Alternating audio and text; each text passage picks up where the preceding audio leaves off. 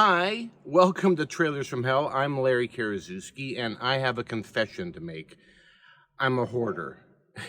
It's a terrible disease, and like for example, I'm not actually even a big fan of the movie we're going to talk about today, 1971's The STEAGLE. Yet for some reason, I own the VHS copy of the film.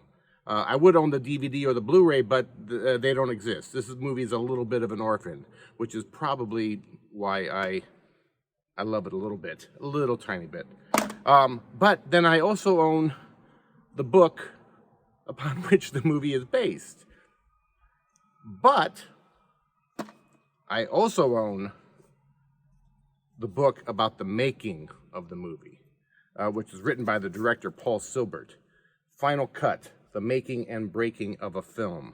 And this is one of the great behind-the-scene books ever written about the Hollywood experience. And it's probably so little known because the movie's so little known. So that's kind of why we're doing the trailer for The STEAGLE.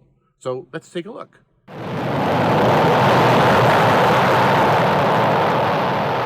Now that we have your attention, a few words from The STEAGLE.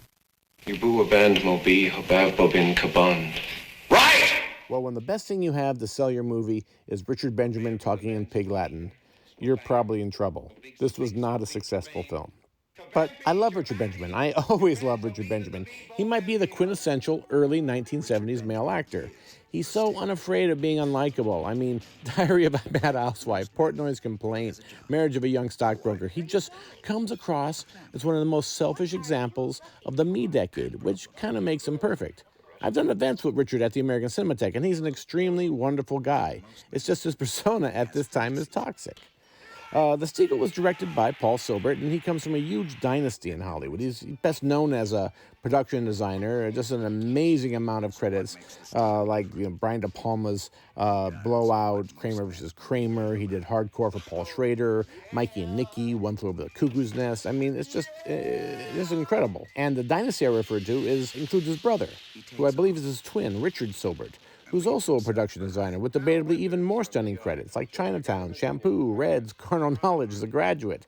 And then Paul's wife is Andrea Sylbert, the costume designer and producer. Rosemary's Baby, Shampoo, A New Leaf, The Heartbreak Kid. I mean, between the three of them, they worked on every great film of the 1970s. Well, Paul decided with all this talent that he should direct, and he hooks up with Joseph E. Levine, who's sitting on a boatload of cash from The Graduate and making films for Avco Embassy. Levine is a legendary mogul, kind of the Weinstein before the Weinsteins existed.